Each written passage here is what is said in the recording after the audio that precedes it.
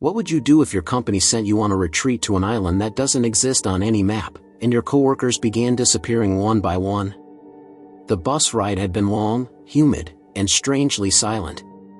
20 employees from Harper & Vale Solutions, a mid-sized tech consulting firm, had been told to pack light for a unique team-building experience. None of them knew the details, only that HR had called it mandatory. Mandatory fun, muttered Jessica, an analyst, rolling her eyes as the bus jolted over another pothole. Her best friend at the office, Ethan, sat beside her with earbuds dangling, but even he looked uneasy. At the front, Mr. Collins, the regional director, stood up with an almost rehearsed smile. "Ladies and gentlemen, we're almost there. You've worked hard this quarter, and this retreat will strengthen not only your collaboration, but your loyalty." The word loyalty lingered too long. The bus finally screeched to a stop at a half-rotted dock. The sea stretched endlessly, gray and restless. A rusty ferry awaited, rocking on the waves. Its paint peeled in strips, and the name stenciled on the side had long since faded. "This doesn't look safe," whispered Maya, one of the junior designers. Collins clapped his hands. "Adventure begins with a little risk. Now, everyone aboard." They obeyed, some reluctantly. The ferry reeked of salt, mildew, and something metallic. The captain never introduced himself. He wore a wide-brimmed hat that concealed his face, and his silence was almost worse than words. As the boat creaked away from shore, Jessica leaned on the railing and frowned. "Ethan, do you see any landmarks? Where are we even going?" Ethan pulled out his phone. "GPS says, nothing. We're in open water. No reception. Not even that. It's like we've gone off the grid." The others chatted nervously, trying to disguise their unease. A few laughed too loudly at inside jokes, as though sound itself might keep the silence at bay. But the ocean swallowed every word. After 2 hours, an island appeared, a jagged smear of green against the gray horizon. Cliffs rose like broken teeth, forests thick and black stretched beyond, and not a single structure could be seen. "This is it," Collins announced. "Welcome to," he hesitated, just for a fraction of a second, before finishing, "our destination. No name." The ferry docked at a narrow pier made of damp wood. Jessica noticed there were no signs of fishermen, no boats, no debris, nothing to suggest people had ever lived there. Yet the pier looked recently repaired. They unloaded supplies, tents, crates of food, strange black cases stamped with Harper & Vale's logo. The captain never left his boat. He only tipped his hat lower and muttered, "Be ready." Then he pushed away from the dock and vanished back into the mist. The group set up camp at a clearing near the treeline. It was uncomfortably quiet, no birdsong, no insects, just the wind pushing through the trees like whispers. Jessica helped Maya pitch a tent. "So, why an island retreat? Why not, I don't know, resort?" Maya smirked, but her voice shook. "Because cheap bosses think misery equals bonding?" Behind them, Daniel, one of the senior managers, muttered, "This place doesn't even look like it's on a map. I checked before we left." Jessica froze. "Wait, what do you mean?" "I mean," Daniel said flatly, "this island isn't listed anywhere. Not on Google, not on maritime charts. It's like it doesn't exist." That night, Collins lit a fire at the center of camp and gathered everyone. The flames threw long, jittering shadows. The employees sat in a circle, faces orange in the glow. "This weekend is about trust," Collins said. "You'll participate in challenges, hikes, night watches, survival games. Some of you may even hate it. But remember, our company is more than a job. It's a family. And family requires sacrifice." His smile didn't reach his eyes. Jessica whispered to Ethan, "Did he just say sacrifice?" Ethan didn't answer. His jaw tightened. After the fire died, most retreated to their tents. Jessica lay awake, listening. The island seemed to breathe around them. Branches creaked though there was no wind. Once, she swore she heard footsteps outside her tent, soft and deliberate. But when she peeked out, nothing stirred. She finally drifted into uneasy sleep. The morning began with panic. Maya was gone. Her tent was unzipped, her sleeping bag crumpled as if she'd climbed out in the night. No footprints. No sign of struggle. Just absence. The group searched the clearing, then the treeline. They shouted her name until their voices cracked. Nothing. Collins raised a hand for silence. She must have wandered. The island is safe. Don't worry. But Jessica's gut twisted. Maya wasn't the type to wander, especially not alone in the dark. Ethan muttered, "Safe? He doesn't even know what's out there." Daniel suggested radioing for help, but Collins coolly revealed there were no radios. Isolation is part of the experience, he explained. No distractions. No way back until the ferry returns. The group erupted in protests. Collins silenced them with a glare sharp enough to cut glass. "You'll stay together. You'll follow the schedule. Maya will turn up. Now, team hike, let's move." Jessica locked eyes with Ethan. There was no schedule. No retreat itinerary. No safety plan. They set off into the woods, branches clawing at their clothes, the air heavy with damp earth and something fouler, like rot. Hours passed, their nerves fraying with every step. And then, Jessica froze. Half buried in the soil beside the trail lay a shoe. Maya's shoe. Everyone gathered, staring in disbelief. The laces were still tied. The ground around it looked freshly disturbed, as though something, or someone, had dragged her into the earth itself. Before anyone could speak, a scream tore through the forest. It came from deep ahead. High, shrill, and abruptly cut off. The scream cut through the trees like a blade, sharp, human, and unmistakable. Jessica's blood turned to ice. For a moment, no one moved. The group stood frozen on the trail, staring at one another as if waiting for someone else to decide what to do. Then Daniel broke the silence. That was Maya. Without waiting, he plunged into the undergrowth, branches whipping his arms. The others followed reluctantly, Jessica and Ethan close behind, Collins at the rear with a grim, unreadable face. The forest swallowed them. The sound of the campfire, the safety of the clearing, all of it vanished behind a wall of tangled branches and dripping moss. Jessica's heart hammered. What if it's not her? What if? It was her, Daniel snapped, pushing forward. I know her voice. But when they reached the small ravine where the sound seemed to have come from, the woods were silent again. No Maya. Only a damp hollow filled with twisted roots and thick mud, as though something had clawed the ground apart. Ethan crouched, touching the soil. His fingers came up black and wet. Still fresh. She was here. Or something else was, Jessica whispered. Collins stepped forward, clapping his hands with forced authority. All right, enough. It's an island. There are caves, gullies, who knows what else. She could have fallen, twisted an ankle. Panicking won't help. But Jessica noticed his hands trembled slightly, betraying the calm tone. The group reluctantly retraced their steps to camp. The silence weighed heavier with every moment. By nightfall, Maya was still missing. Jessica sat by the dying fire, knees drawn to her chest. Around her, co-workers whispered nervously. Priya, from accounting, muttered about wild animals. Jonah, the IT guy, suggested building signal fires.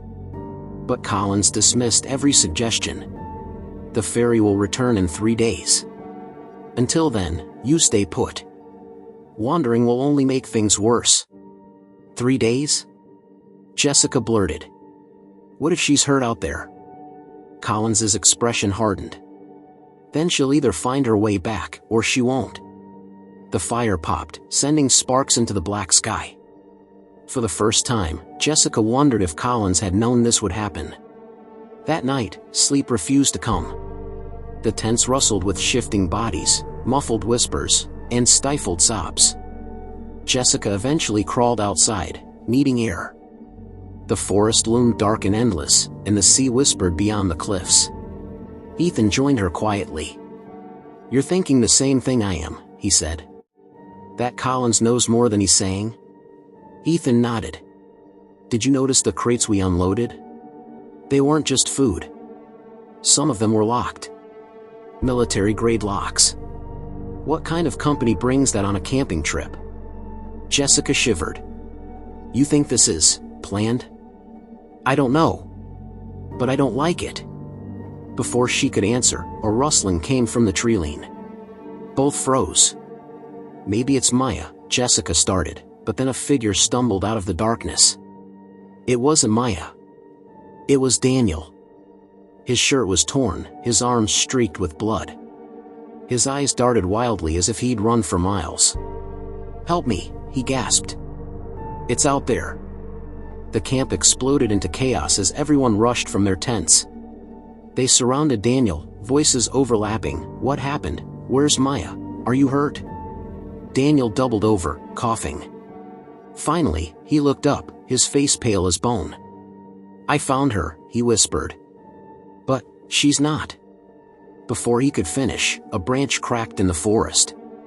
Loud. Deliberate. Everyone turned toward the tree-line. The firelight reached only a few feet into the woods, but Jessica swore she saw movement. A shadow, tall, humanoid, but wrong somehow, bending too sharply, swaying too smoothly. Then silence again. Back in the tents. Collins barked. His voice cracked for the first time. "Now!" No one argued. They fled inside their thin nylon shelters, the fire left sputtering and alone. Jessica lay awake, staring at the ceiling of fabric. She could hear Daniel's ragged breathing from the tent next to hers. Ethan lay stiff beside her, clutching something, a camping knife, its blade trembling in his hands. Then came the sound. Not footsteps. Whispers. Soft, overlapping voices rising from the forest, weaving between the trees. Dozens of them, too faint to make out the words, but close enough to raise every hair on Jessica's body. They circled the camp like a chant with no language. The whispers grew louder, then stopped all at once. Silence. Jessica didn't sleep. At dawn, the camp discovered something even worse. One more tent was empty. Jonah, the IT guy, was gone. His shoes were still by the fire. His backpack was inside his tent. His sleeping bag was neatly unzipped, as if he'd walked out willingly. But his footprints led only a few feet from camp before stopping abruptly. Jessica's stomach churned. It was as though he'd vanished into thin air. 2 people missing in 2 nights? Priya whispered, voice breaking. "We can't just sit here." But Collins's jaw tightened. "We stick to the plan. We stay put. No one goes off alone." Daniel laughed bitterly. His voice was hoarse, but mocking. "The plan? You mean your plan? You knew about this. You brought us here." Collins's face darkened. "Watch yourself, Daniel." But Daniel stepped forward, wild-eyed. "You think we don't see it? You and your crates and your fake team-building crap. You knew this would happen. You wanted it." Jessica braced for Collins to explode, but instead, he smiled thinly. And said nothing. That night, no one dared sleep. They built the fire higher, sitting close with weapons in their hands, sticks, knives, rocks, anything. Hours passed. The ocean crashed against the cliffs. The fire hissed and popped. Then, from somewhere deep in the woods, a voice. Clear. Familiar. Maya. Everyone jolted upright. Jessica's chest clenched. It was Maya's voice. Calling faintly. Begging for help. "Maya?" Priya whispered. The voice came again. Closer this time. "Please, help me." Daniel shot to his feet. "That's her." Jessica grabbed his arm. "Wait, listen." But he tore free and plunged into the darkness, shouting Maya's name. The fire roared. shadows stretched. The woods swallowed him whole. Seconds later, his screams ripped through the night. Daniel's screams tore through the trees, raw and desperate, then cut off so suddenly it felt like the night itself had swallowed him. The group froze by the fire, every face reflecting the orange flames and their own terror. Jessica clutched Ethan's arms so tightly her nails dug into his skin. "Do we go after him?" Priya's voice cracked, high and brittle. "Absolutely not," Collins barked. He stood with his arms crossed, his shadow long and crooked across the firelight. "That's exactly what it wants." What wants?" Priya snapped. Her eyes glistened. "Stop talking in riddles. People are gone, Collins. First Maya, then Jonah, now Daniel." Ethan cut her off. "Did you hear the voice? That wasn't Maya." "Not really. It sounded like her, but off. Like it was being copied." Jessica nodded, her stomach twisting. "Like bait." The group fell into uneasy silence. The forest loomed around them, its branches creaking, its shadows swaying as though alive. The hours dragged by. No one dared return to their tents. They huddled near the fire, whispering, waiting for dawn. Jessica fought to keep her eyes open. Every time her lids drooped, the whispers from the forest slithered back into her head. Not words, just shapes of sound, curling and twisting, sliding under her skin. At some point, she realized Collins wasn't with them anymore. Where the hell did he go? Ethan muttered, scanning the shadows. They found him at the edge of camp, crouched beside one of the Black Company crates. The lock hung open. Inside, gleaming faintly in the firelight, were sleek black devices that looked nothing like camping gear. Collins snapped the lid shut as soon as he noticed them watching.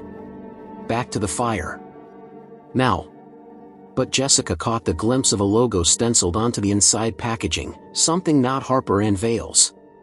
Letters she didn't recognize, but that felt military, governmental, classified.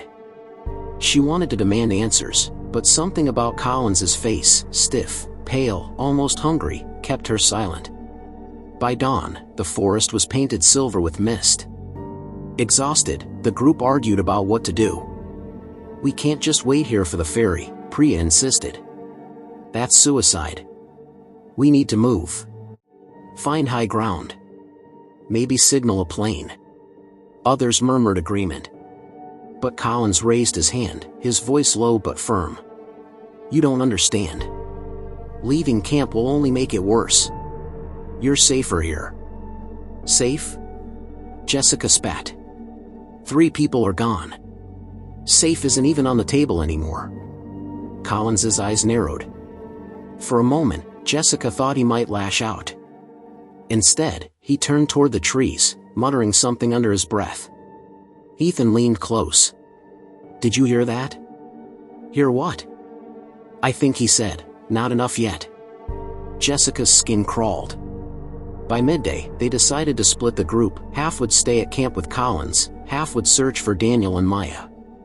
Against her better judgment, Jessica joined the search team, along with Ethan, Priya, and 2 others, Liam from sales and Harper, a quiet project manager who rarely spoke.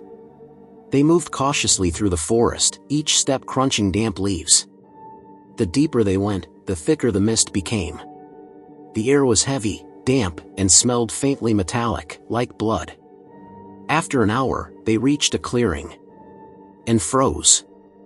There, arranged in a circle on the ground, were stones. Not natural formations, placed deliberately. In the center of the circle lay scraps of fabric. Jessica's throat tightened when she recognized one of them, Maya's jacket. Priya's voice broke. "Oh God, is that?" Before she could finish, a faint cry echoed from the trees beyond. A woman's voice. "Hi, desperate. Help, help me." Jessica's heart lurched. Maya again. But Ethan shook his head violently. "No. Don't you hear it? It's the same as last night. Same tone. Same exact words." The voice came again, closer. "Please, help me. Harper, trembling, whispered, "What if she's alive?" Jessica's instincts screamed. She grabbed Harper's wrist. "That's not her. It's luring us." And then, just beyond the clearing, a shadow flickered between the trees. Tall. Wrong. Its limbs bent at impossible angles, moving too smoothly, as though joints didn't matter. It paused at the tree-line, watching. No face. Just pale, smooth skin where features should be. The voice came again, but this time, it didn't come from its mouth. It came from all around them. "Help, me!" Priya screamed. Liam bolted. Jessica shouted, "Don't run!" But it was too late. Liam sprinted into the trees. The creature's head snapped toward him. Its body blurred, bending and twisting faster than human eyes could follow. In seconds, Liam's screams split the air, then cut off. Silence. The forest held its breath. The group staggered back toward camp, shaken, pale, hollow-eyed. Collins waited by the fire, arms crossed. He didn't look surprised. "Where's Liam?" he asked calmly. Jessica snapped. "Gone. Just like the others." "And you knew, didn't you? You knew this thing was here." The rest murmured agreement. Priya sobbed openly. Harper just stared at the ground. Collins's calm smile returned. "Of course I knew. Why do you think we're here?" The fire popped. Jessica felt the world tilt. "What the hell are you talking about?" Ethan growled. Collins took a slow breath. "This island isn't on any map for a reason. It doesn't belong to the world. It belongs to them. And Harper and Vale, well, let's just say we have a contract." Jessica's stomach dropped. "A contract?" Before Collins could answer, a shriek erupted from the tree-line. Everyone spun. There, stumbling from the woods, was Maya. Her face pale. Her eyes wide. Her voice hoarse. "Help me," she croaked. "Please, it's coming." Maya stumbled into the clearing, her movements jerky, unsteady. Her eyes darted wildly at the trees, as if every shadow were poised to strike. Jessica rushed forward, grabbing her by the shoulders. "Maya. Thank God. Are you okay?" Maya's lips quivered. She opened her mouth to speak, but all that came out was a hoarse whisper. "Don't trust him, it's not real." "Who's not real?" "Collins?" Ethan asked. Maya shook her head violently, her hair falling across her pale face. "Not him. Them, they." Before she could finish, a low, almost musical hum drifted through the clearing. The trees seemed to lean closer, and the mist thickened, wrapping around the search party like a living blanket. Harper whispered, "It's the same sound I heard last night, that noise before Liam." Jessica's stomach knotted. Something about Maya's warning and the humming made every instinct scream danger. Collins stepped out of the shadows, arms raised as if conducting an invisible orchestra. His voice was calm, smooth, eerily serene.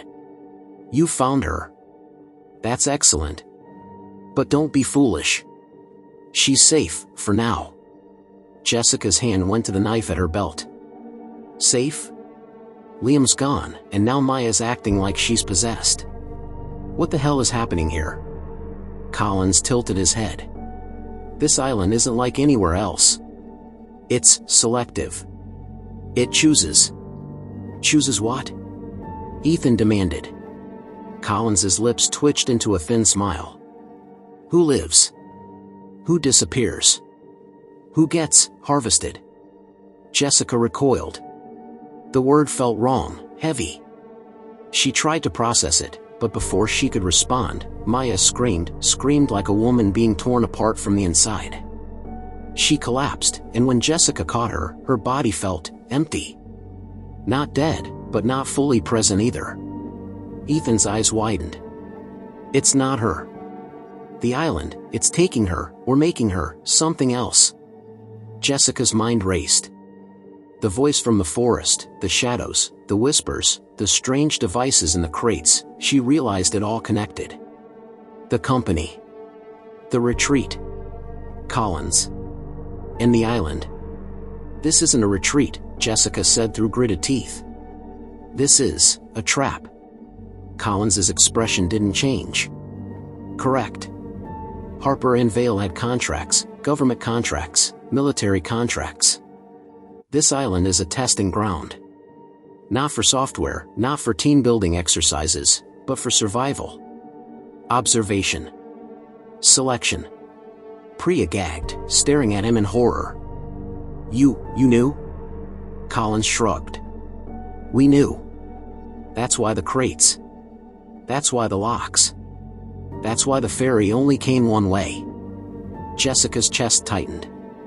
So that's why people vanish, their experiments? Collins nodded. Or sacrifices. The island feeds on them, molds them, adapts them. Only certain subjects are suitable. Others fail. Jessica felt bile rise in her throat. Liam. Jonah. Maya, maybe already gone in ways she didn't want to imagine. The hum from the forest grew louder, vibrating through the ground. Trees shifted. Mist swirled around them. A figure stepped from the shadows, tall, pale, faceless. The body bent and contorted unnaturally, limbs too long, movements almost liquid. Maya screamed again. But this time, the sound didn't come from her throat. It came from the creature. Jessica realized in horror, the island had taken a voice, a body, an identity, and twisted it into something else. Liam. Jonah. Maybe even Maya, if it reached her fully. Run! Ethan yelled. But Jessica froze. Collins didn't move to help them. He simply smiled, eyes dark, almost approving. The test begins now. Before they could react, the creature lunged. Fast, impossible. It moved like water breaking through a dam. Harper screamed, tripping over roots. Maya tried to fight, but her body moved against her will, almost guided by the shadow of the island. Jessica grabbed Ethan's arm. This way. She pulled him toward the faint light of the cliffs. Behind them, Priya sobbed. We can't leave her. We have to. Jessica shouted. They ran blindly, branches scratching faces, mist clinging to skin.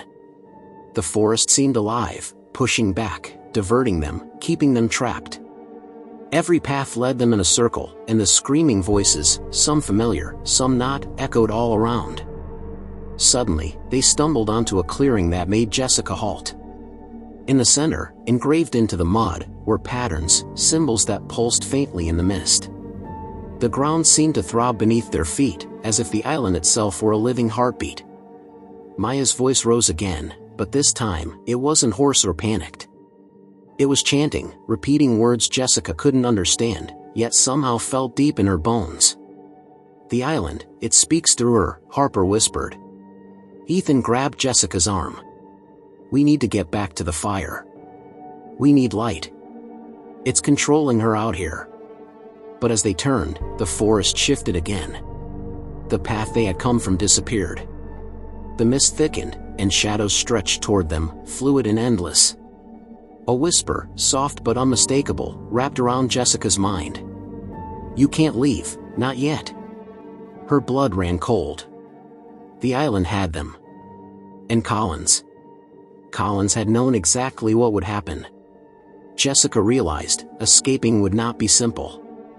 The island didn't just kill, it tested, twisted, and consumed. And the closer they tried to get to each other, the closer it pulled them into its web. Jessica's lungs burned as she and Ethan staggered through the mist, Priya and Harper close behind. The forest seemed alive, trees bending subtly, roots curling like fingers, mist wrapping tighter around their legs. Every instinct screamed, stop, run, don't breathe. And yet, the chanting continued, Maya's voice, distorted now, a haunting echo of herself. It rose and fell with the pulse of the earth. We can't keep running, Ethan panted. We need a plan. We need light. Fire. Harper shook her head. Fire won't help. You don't get it. The island, it doesn't just block paths. It watches. It adapts. Every move we make, it's ready. Jessica's mind raced. Liam. Jonah. Maya. The way Collins spoke, contract, test, observation, selection, all pieces of a puzzle she didn't want to see yet. Tell me exactly what Collins said, Jessica demanded. Priya swallowed hard. He said the company had contracts. Government contracts. And this island is a testing ground. Not for us to bond, not for survival practice, it's a laboratory. And the island, it chooses who lives and who disappears. Jessica's stomach turned. The forest seemed to shift around her again, as though reacting to the understanding that had just dawned on her. Chooses, she whispered. So, the island feeds, molds, changes people? Yes, Harper said quietly. Or destroys them. The chanting grew louder. Jessica realized it wasn't just Maya, it was layered, overlapping voices. All the missing people's voices. Echoes of screams, cries for help, and faint whispers of laughter. And then Collins appeared, stepping silently from the mist, hands empty, calm as ever. You've pieced together most of it, he said, voice low, almost gentle. The rest, you will understand soon enough. Jessica took a step back. You're sick. You brought us here to die? Collins shook his head. No. To survive. Harper and Vale doesn't run tests without purpose. You were selected because you're adaptable. Observant. Smart. The island determines if you're fit for a higher purpose. And only some pass. Ethan stepped forward, anger burning in his chest. Higher purpose? That's insane. People are gone. You're playing God with our lives. Collins sighed. God doesn't choose, they don't. Nature does. And this island, it's nature amplified. We facilitate. Observe. Record. Priya's hands trembled as she gripped Jessica's arm. What do we do? Jessica looked around. Shadows seemed to stretch further, pull stronger, and the chanting grew louder, more urgent. Every second that passed, the island tightened its grip. We fight, Jessica said finally, voice firm. If the island chooses, we choose too. It won't just take us without a fight. Harper's eyes widened. How? It's not human. It's impossible. Jessica shook her head. We survive together. We use fire, noise, light, and we stay together. No one goes alone. Ethan nodded, glancing at Collins. And you? Collins's expression was unreadable. I'm the observer. I record. I facilitate. You have the choice to obey, or to try. Most fail. But you can try. Jessica swallowed hard. And if we fail? Collins's eyes gleamed faintly in the dim mist. Then you join the others. A cold shiver ran down her spine. They moved cautiously toward the cliffs, hoping high ground would give perspective and, maybe, a chance at escape. Mist clung to them like a living thing, twisting their vision, making shadows crawl along the ground.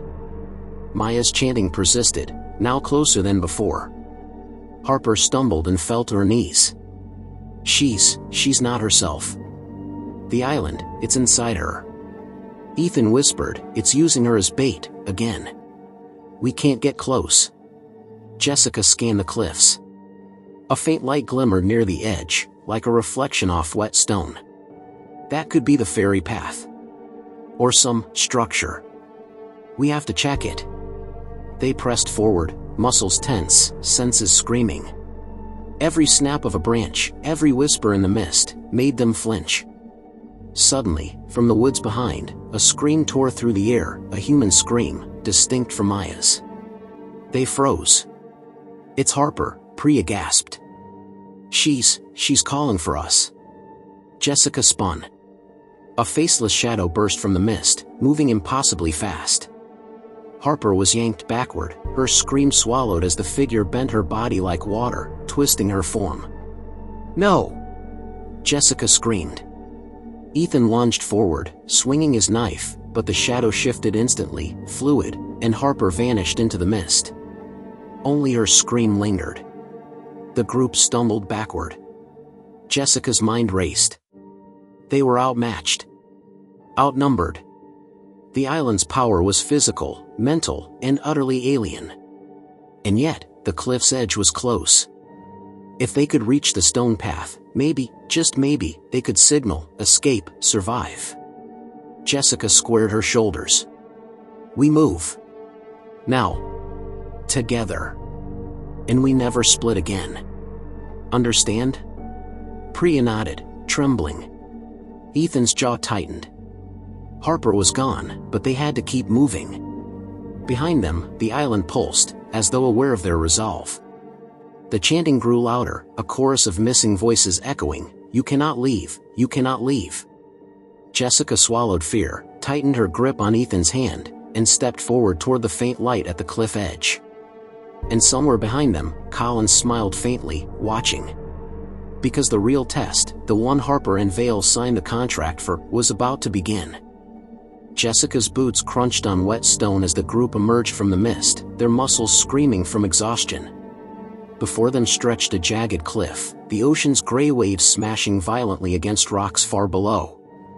The faint light glimmering through the fog revealed the edge of a stone platform that seemed unnaturally smooth, almost constructed.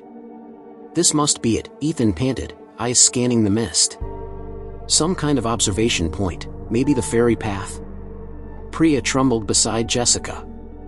I don't know if I can go any further." Jessica placed a hand on her shoulder. "We have to. If we stay in the forest, the island will get us one by one.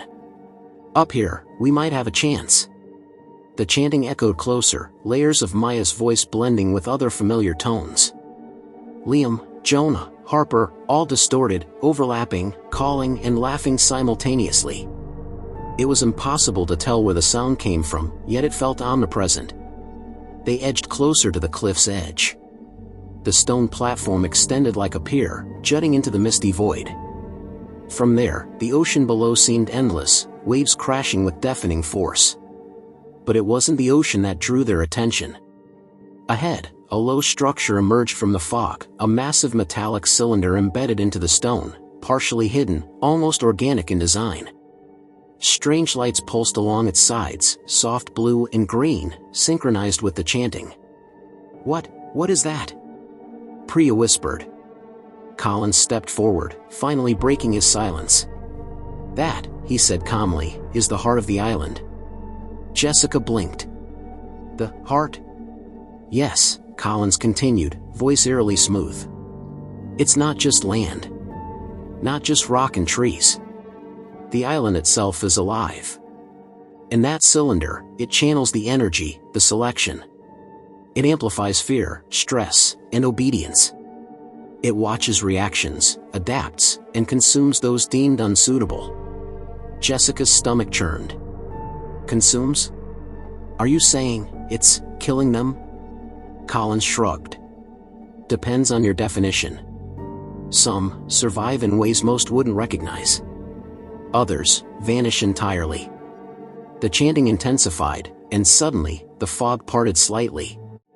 On the cliffside below, Jessica saw movement. Shadowed figures, impossibly thin, pale, faceless, emerged from the rocks and mist. They shifted fluidly, some crawling like serpents, others upright. One raised an arm, or what resembled an arm, and a faint scream echoed as a new voice joined the chorus. Jessica's blood ran cold. Those are the missing ones." "Yes," Collins said softly. "They've been chosen. Their forms, altered by the island. Adaptive. Responsive. Eternal, in a way. They are part of the system now." Ethan's fists clenched. "You brought us here to become that thing?" Collins nodded. "Harper and Vale's contracts require study. Observation. You are test subjects. Some survive, some fail. The island decides, not I. Jessica swallowed hard, fear and fury mixing. In the ferry, there's no way out? Colin shook his head. It leaves in 3 days. But it's irrelevant. Most will not see it. Those who attempt to escape become part of the experiment. The mist shifted again, and from its depths emerged Maya. Or what had been Maya. Her movements were jerky, limbs bending unnaturally. Her eyes were pale, almost glowing, yet flickering with residual recognition. Maya, Jessica's voice broke. Maya's head tilted unnaturally. Her voice echoed layered with other tones. Help, survive, join, belong. Jessica took a hesitant step forward. We're here. We'll save you. The figure convulsed violently, and a soft hum filled the cliff, vibrating through the platform. The ground beneath them seemed to pulse, almost like a heartbeat. Every instinct screamed, run, run, run. Ethan grabbed her arm. We can't save her like this. It's using her as bait. We need to focus on surviving ourselves. Priya whimpered. But Harper? Liam? Jonah? We can't just leave them. Jessica shook her head. If we all die trying, we won't survive either. We need a plan. And now, before the island adapts further. As they moved along the cliff, trying to find a path around the metallic cylinder, they saw more details, wires or vines, semi-organic tubing connecting into the stone, pulsing with a strange energy. It was alive, breathing, feeding off the fear of the living. Ethan whispered, it's like it senses every heartbeat, every thought, it reacts instantly. Suddenly, a shadow emerged from the fog beside them, a new figure, tall and humanoid, but faceless. Its limbs bent impossibly, moving like water. It reached toward Priya, who screamed and stumbled back. Jessica reacted instantly. She swung a branch like a club, striking the shadow. For a moment, it recoiled, but not in pain. Instead, it dissolved into mist, flowing around them, then reformed, slightly distorted, its faceless head twitching as though studying them. They learn, Harper gasped. It adapts, it learns how we fight. Ethan gritted his teeth. Then we need to move faster. Outmaneuver it. Use the cliff, the edge, anything. Don't let it corner us. They pressed forward, hearts hammering. The chanting grew louder, now layered with familiar and unfamiliar voices, urging them, luring them, bending reality. And then, Jessica saw a figure beyond the cylinder. Daniel. Or what remained of him. His body was bent, elongated, limbs moving like water, yet she recognized his voice calling faintly, Jessica, help, it's coming. Jessica froze, a scream caught in her throat. How could she save someone who no longer existed as a human being? The island pulsed again. The cylinder's lights flickered brighter, synchronized with the chorus of missing voices. Colin stepped closer, almost reverently. This is the truth of the island. Those who resist, fail. Those who adapt, survive. But survival comes at a cost. Jessica's mind raced. Adapt? How? How can anyone survive that? The chanting rose to a crescendo, Maya's voice now screaming in layers of agony and command. The cliff seemed to tilt. The wind picked up, carrying the voices in the mist, swirling around them like a storm. Jessica clenched Ethan's hand. We don't have a choice anymore. We fight, or we become them. And from the mist, something darker than shadow emerged, stretching toward them, pulsing with alien intelligence. The final test of survival, the island's first direct attack, had begun. Jessica's hands shook as the faceless shadow loomed closer, its elongated limbs bending at unnatural angles. The mist swirled violently around the cliff edge, carrying whispers of the missing, their voices pleading and mocking all at once. Ethan gripped her arm. We need to fight. Now. Priya whimpered, backing into Jessica. Harper's eyes were wide with terror, her hands trembling as she clutched a stick like a weapon. The shadow lunged. Jessica swung her branch instinctively, striking it. For a heartbeat, it recoiled, but not in pain. The mist rippled, and the shadow reformed instantly, slightly distorted, more twisted than before. It adapts. Harper screamed. Whatever we do, it learns. Jessica's mind raced. They couldn't attack blindly. Not with weapons. Not with fire. Every move they made only taught the island how to counter them. Ethan shouted, "We need a distraction. Split it up." Jessica shook her head. "No. We stick together. That's the only chance." The shadow paused, its faceless head tilting unnaturally toward them, as if studying their bonds, analyzing fear, cohesion, and hesitation. Then, another shadow emerged, taller, faster, and more fluid. The cliff trembled under a deep, rhythmic hum. The island itself was reacting, feeding on their panic. Maya's distorted chanting grew louder, overlaying the rhythm of the island's pulse. Jessica felt a tug in her mind, faint but undeniable, a psychic pull attempting to bend her will. She stumbled, catching Ethan's arm. "It's trying to control us," she whispered, teeth clenched. "Don't let it." Ethan's jaw tightened. "We hold our ground. Don't panic." From the mist, more figures began to rise. Liam. Jonah. Harper's scream from earlier. Their forms twisted beyond recognition. They moved toward the group, drawn by the island's will. Jessica realized the creatures weren't attacking blindly. They were her co-workers. Friends. The island's adaptations mirrored familiarity, voices, shapes, memories. It fed on recognition. Priya sobbed. "It's them, it's all of them." Jessica's heart hammered. "We can't fight the island as a monster. We have to fight it as ourselves, hold on to who we are." The group huddled tightly, backs against each other, forming a circle. Jessica grabbed a flare from one of the black crates Collins had brought. She struck it, red light flaring violently, cutting through the mist.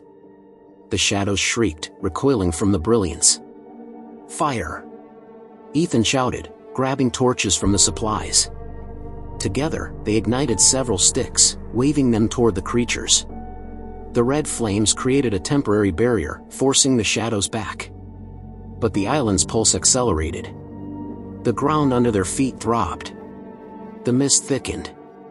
A new shape, more terrifying than any before, emerged, taller, humanoid yet amorphous. Its faceless head tilted toward Jessica. "You can't survive," a chorus of voices whispered through her mind, overlapping, layering into one dreadful command. Jessica's fingers tightened around the flare. "Yes, we can," she shouted.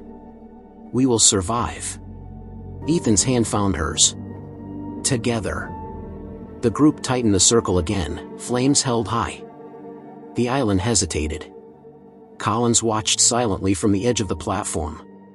For the first time, his face betrayed a flicker of something, approval? Amusement? Jessica couldn't tell. "It's the first test," he murmured. "Hold together, survive. Fail, and you join them." The shadows surged again, faster, their forms splitting, multiplying. One reached toward Priya. Jessica lunged, striking with the flare. The red light burned the mist, screaming in some unholy way, and the creature recoiled, releasing Priya. Breath came fast. Sweat poured. Harper's cries echoed as another shadow lunged at her. Jessica grabbed her arm, dragging her into the circle of firelight. Ethan stabbed a branch into a creature's limb. For a moment, it froze, confused, but it dissolved again into liquid shadows, reforming at another angle. "We can't stop it." "But we can survive," Jessica shouted. "Hold the line." Minutes, or maybe hours, passed in a surreal blur. Flare light swung, shadows shrieked and dissolved, chanting continued, and the island pulsed like a heartbeat beneath their feet. Then, as suddenly as it began, the shadows paused. The mist parted slightly. Silence fell, eerily, unnaturally. Jessica blinked, scanning the cliff. Many of the faceless figures were gone. Maya's voice faded. Liam, Jonah, Harper, nothing. Only the chanting pulse of the island remained. Collins stepped forward, calm as ever. Congratulations. You survived the first confrontation. Jessica's knees shook. Survived? You mean, the island, let us live? Collins's lips curved into a thin smile. It's more accurate to say, it observed you. And you passed, for now. Priya whispered, voice barely audible, for now? Collins nodded. This was the initial test. There are more to come. The island adapts. It watches. It evaluates. And you will be evaluated next. Jessica glanced over the cliff, heart pounding. The ocean roared beneath them, waves smashing violently, but the true danger was here, alive in the stone, mist, and shadows. She knew one thing, surviving the first encounter was just the beginning. And the real horror, the one Harper and Vale signed contracts for, had only just begun. The cliff was eerily silent after the first encounter. The shadows had retreated, dissolving into the mist, but Jessica's mind couldn't find rest. Her chest heaved, adrenaline still coursed through every vein. She and the group clung to one another, aware that surviving physically didn't mean they were safe. The island was alive. That much was certain. But there was something else, something worse. It's learning us, Harper whispered, voice trembling. It knows how we react. It can see our fear, our thoughts. Priya nodded, tears streaking her dirt-smudged face. I keep hearing them. Liam. Jonah. Harper, even Maya. It's in my head. Ethan clenched his fists. It's not just the shadows anymore. It's in our heads. Every scream, every whisper, like it's trying to bend us. Jessica felt the same.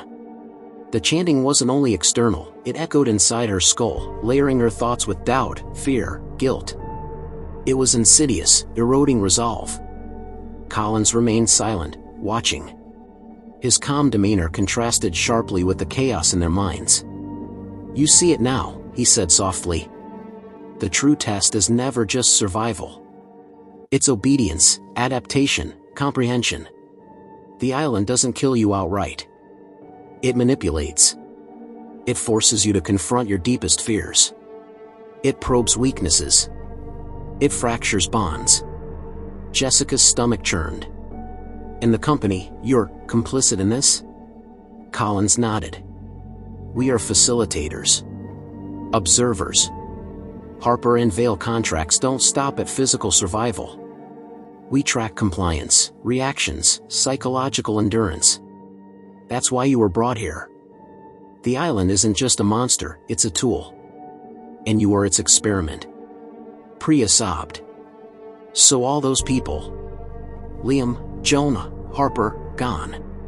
Twisted into, whatever those things were, just data points for you. Collins's face remained calm. Not just data. Observations. Learnings. Survival patterns. Jessica realized something terrifying. Every step they'd taken, every fear they'd felt, had been catalogued, studied, and used against them. The island didn't just hunt, it adapted, anticipating reactions, preying on vulnerabilities. She glanced at Maya's distorted form flickering in the cliff mist. It's doing the same to her, she whispered. Twisting her identity, erasing her. Ethan shook his head. We can't help them. We can only survive ourselves.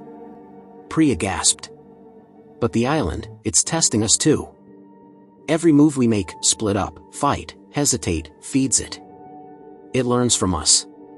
We're trapped in its mind. Jessica clenched her fists. Then we have to trick it. Outthink it. We survive not by running, but by outsmarting it. Harper trembled beside her. How? How can we possibly outsmart that? Jessica stared at the cliff, at the mist swirling below, the shadows that lingered just out of sight. We use its own rules. Stick together. Control our fear. Confuse it. Move when it least expects.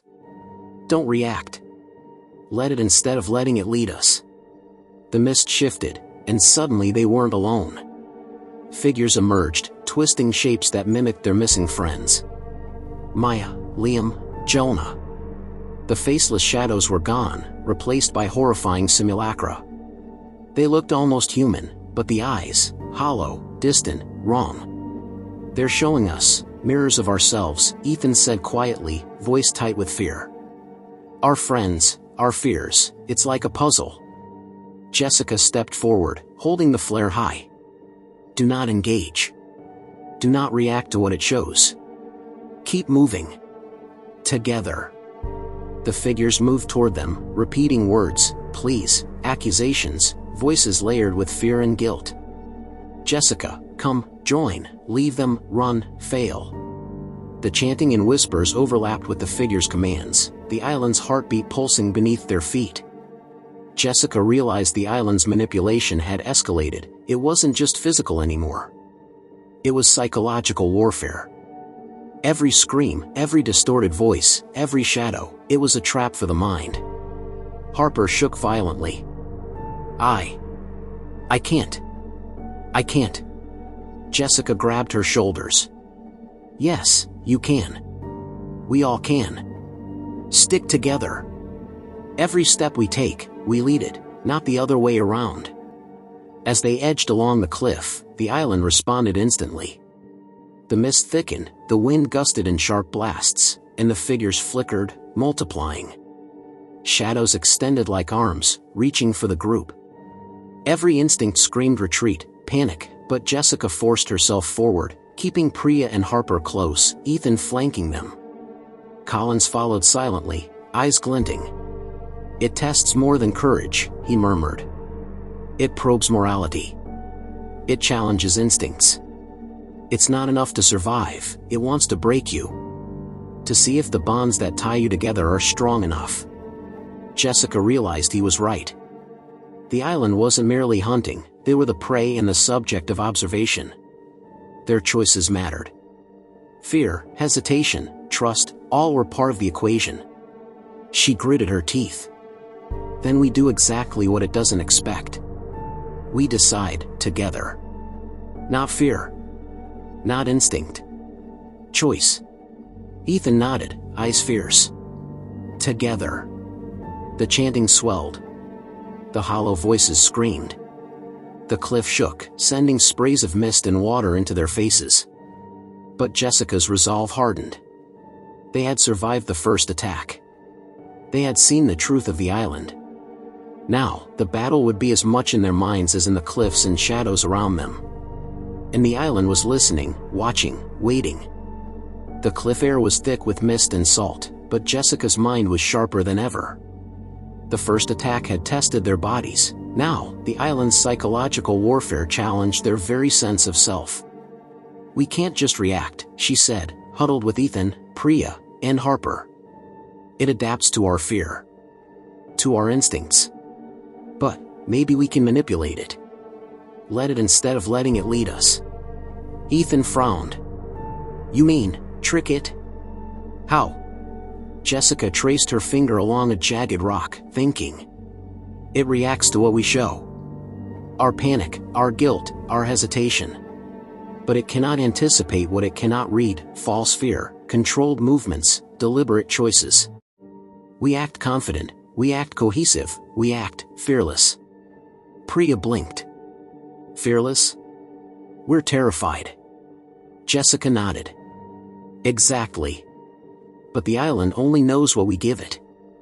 If we control our responses, we control it. Harper shivered. So, pretend, basically? Jessica swallowed. Not pretend. Lead. Make it think it's in control, while we actually dictate the moves. They moved carefully along the cliff, keeping their circle tight. The mist shifted with every heartbeat. Figures emerged again, twisted forms of Maya, Liam, Jonah. Their faces almost human, voices pleading, mocking, screaming. Jessica's grip tightened around the flare. Ignore them. They're bait. They want us to react emotionally. Ethan swung a branch at a flickering figure. It dissolved instantly, reforming elsewhere. Too slow, Jessica muttered. We move, controlled. Step by step. Don't fight. Lead. Led. Slowly, deliberately, they advanced along the cliff. They whispered coordinated cues, synchronized movements. Every time the island tried to trigger panic, another screaming figure, a sudden gust, a distortion of sound, they responded in unity. The island recoiled. For a moment, Jessica dared to hope. It was responding to them, learning from their behavior, and for the first time, perhaps they could manipulate it. Then Collins spoke from behind, his calm voice cutting through the mist. You've learned fast. But adaptation isn't everything. There's another layer to survival. Psychological endurance alone won't save you. Jessica spun. What do you mean? You already said we passed the first test. Collins's eyes glinted. The first test was reaction. This test is comprehension. Understanding the system. Seeing the contract behind the experiment. Jessica frowned. Contract? You mean Harper and Vale? Collins nodded slowly. Yes. The company isn't just observing. There's a purpose behind your suffering. The contract stipulates that certain subjects, those who survive, who adapt, who manipulate the island effectively, are extracted. Enhanced. Integrated. They become part of a larger program. Jessica's stomach lurched. Enhanced? Integrated? Collins's lips curved faintly. Yes. You survive physically, psychologically, and then, the island absorbs knowledge, resilience, and loyalty. You become part of the network. Subjects who fail, disappear entirely. Priya gasped, clutching her head. You mean, we could become like them? Part of the island? Yes, Collins said, eyes calm. Or you can refuse. Resist. Escape. But the odds are low. Very low. Jessica exchanged a look with Ethan. They had survived the first test, outsmarted its initial attacks, and begun to manipulate it. But now the stakes had grown exponentially. Survival wasn't just about living another hour, it was about retaining their identity, resisting assimilation, and understanding the true purpose behind Collins' role. The chanting grew louder, layered with voices of the missing, now indistinguishable from the wind. But Jessica noticed patterns, the island repeated actions predictably. Twisting forms appeared, then retracted. Whispers pushed them toward specific paths. The mist thickened in controlled ways. We can use this, she whispered. It's showing us patterns. We can predict its moves. Guide it. Ethan nodded. If we can mislead it, maybe we can force a weakness. Harper shivered. And what about Collins?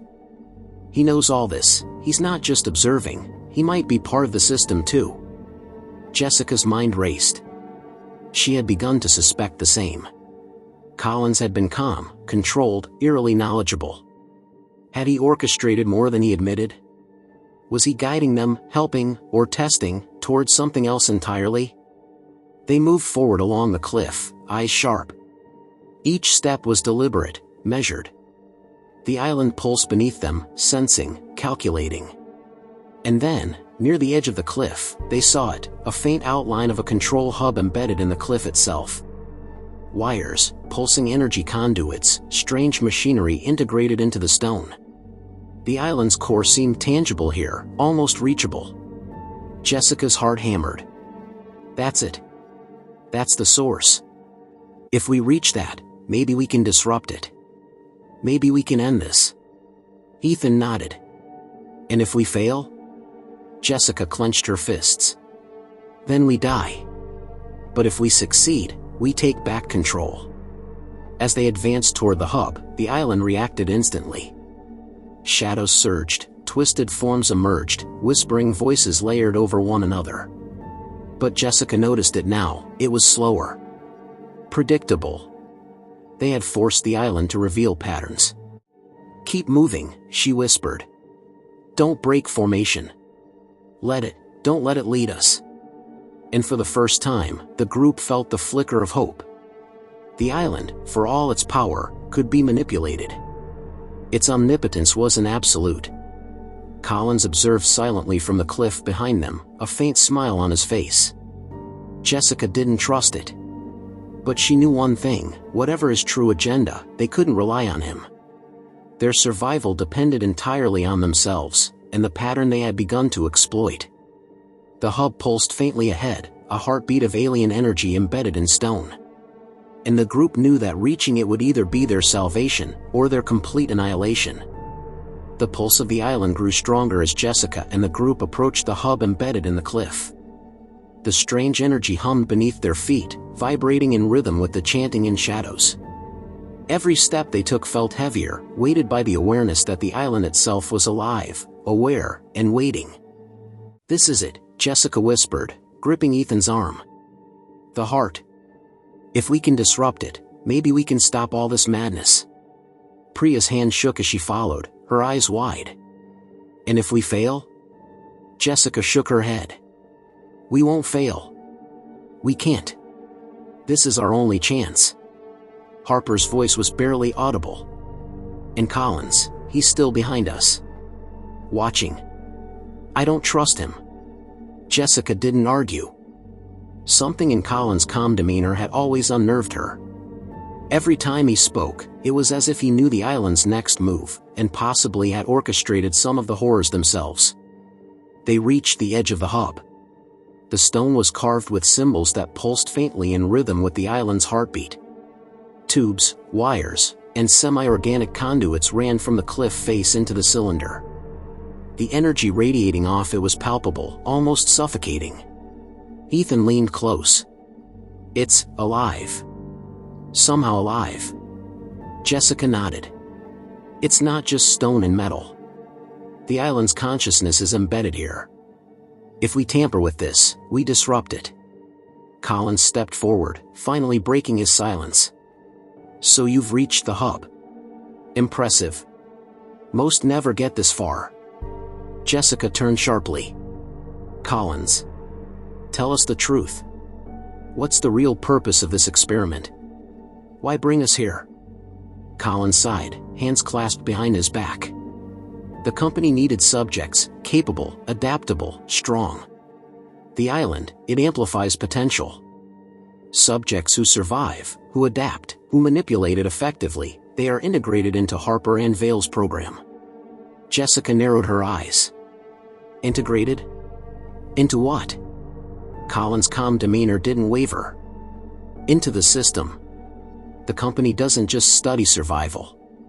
It extracts knowledge, resilience, and loyalty. Survivors become operatives, enhanced in ways the world isn't ready to understand. The island doesn't kill you, it tests you.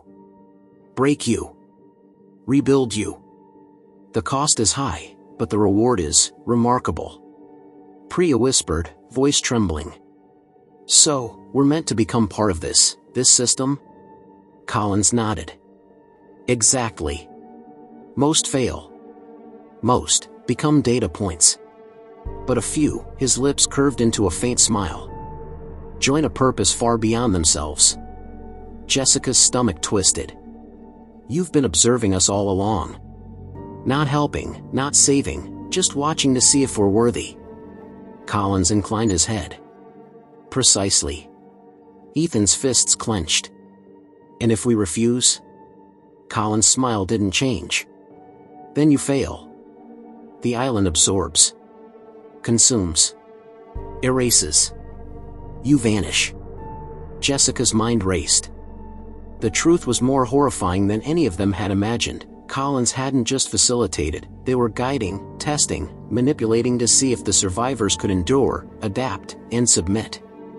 But Jessica also realized something. If Collins had such control, there must be a weakness in the system. His calm observation suggested he relied on predictability, patterns, and the island's obedience to its own rules. Ethan, she whispered. We know how it reacts. It adapts to fear, panic, hesitation. We've manipulated it once. We can do it again. But we have to go inside. Disrupt the hub itself. Harper shivered. Inside? That's suicide. Jessica shook her head. It's not. It's the only way. If we tamper with the source, we disrupt the island's consciousness. We force it to overextend, maybe even destroy itself. Priya swallowed hard. And Collins? Jessica's eyes narrowed. He's part of the system. But he can't fully control it. Not if we reach the core. That's our leverage. They approached the hub carefully, each step measured. Shadows writhed and twisted around them, whispering voices clawing at their minds. Maya's distorted chanting layered with the cries of Liam, Jonah, Harper, all urging surrender, fear, despair. Jessica ignored it. Step by step, they advanced. The symbols on the hub pulsed brighter with every heartbeat. Ethan leaned close. Jessica, it's aware we're trying to manipulate it. It's testing us again. This time, harder. Jessica nodded. We've prepared for this. Controlled fear, coordinated movements, no hesitation. We lead it. Harper and Priya followed tightly, maintaining the circle. Every shadow that tried to flank them dissipated in the flare light. The chanting reached a deafening crescendo. And then, they reached the interface. The hub's surface was smooth but warm, pulsating like the heartbeat of a living creature. Strange symbols glowed beneath their fingers. Jessica realized this was the control point. This was the node that connected the island's consciousness, the conduit that transmitted its will into every tree, mist, and shadow. This is it, she whispered. Disrupt this, and we disrupt the island.